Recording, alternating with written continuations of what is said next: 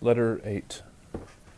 My dear Wormwood, so you have great hopes that the patient's religious phase is dying away, have you? I always thought the training college had gone to pieces since they put old Subgob at the head of it, and now I am sure. Has no one ever told you about the law of undulation? Humans are amphibians, half spirit and half animal.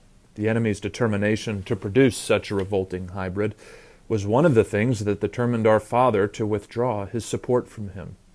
As spirits, they belong to the eternal world, but as animals, they inhabit time. This means that while their spirit can be directed to an eternal object, their bodies, passions, and imaginations are in continual change, for as to be in time means to change. Their nearest approach to constancy, therefore, is undulation, the repeated return to a level from which they repeatedly fall back, a series of troughs and peaks. If you had watched your patient carefully, you would have seen this undulation in every department of his life. His interest in his work, his affection for his friends, his physical appetites, all go up and down. As long as he lives on earth, periods of emotional and bodily richness and liveliness will alternate with periods of numbness and poverty. The dryness and dullness through which your patient is now going are not, as you fondly suppose, your workmanship. They are merely a natural phenomenon which will do us no good unless you make a good use of it. To decide what the best use of it is, you must ask what use the enemy wants to make of it, and then do the opposite. Now, it may surprise you to learn that in his efforts to get permanent possession of a soul, he relies on the troughs even more than on the peaks.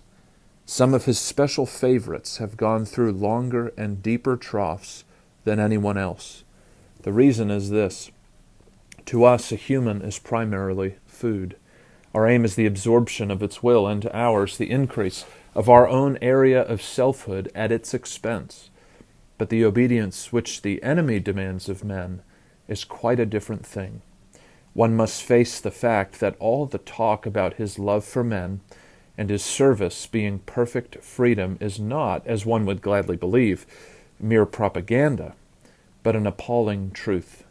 He really does want to fill the universe with a lot of loathsome little replicas of himself, creatures whose life on its miniature scale will be qualitatively like his own, not because he has absorbed them, but because their wills freely conform to his. We want cattle who can finally become food. He wants servants who can finally become sons. We want to suck in. He wants to give out. We are empty and would be filled. He is full and flows over. Our war aim is a world in which our Father below has drawn all other beings into himself. The enemy wants a world full of beings united to him, but still distinct. And that is where the troughs come in. You must have often wondered why the enemy does not make more use of his power to be sensibly present to human souls in any degree he chooses and at any moment. But you now see that the irresistible and the indisputable are the two weapons which the very nature of his scheme forbids him to use. Merely to override a human will, as his felt presence in any but the faintest and most mitigated degree would certainly do, would be for him useless. He cannot ravish, he can only woo.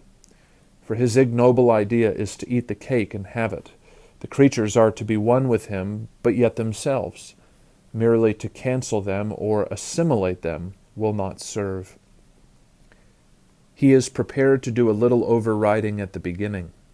He will set them off with communications of his presence which, though faint, seem great to them, with emotional sweetness and easy conquest over temptation. Sooner or later he withdraws, if not in fact at least from their conscious experience, all those supports and incentives. He leaves the creature to stand up on its own legs, to carry out from the will alone duties which have lost all relish. It is during such trough periods, much more than during the peak periods, that it is growing into the sort of creature he wants it to be. Hence the prayers offered in the state of dryness are those which please him best. We can drag our patients along by continual tempting, because we design them only for the table, and the more their will is interfered with, the better. He cannot tempt to virtue as we do to vice.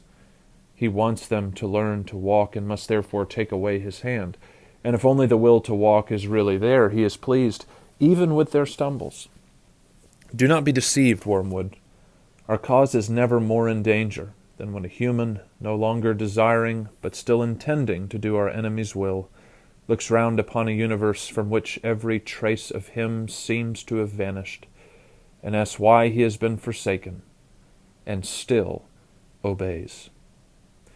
But of course the troughs afford opportunities to our side also. Next week I will give you some hints on how to exploit them. Your affectionate uncle, Screwtape.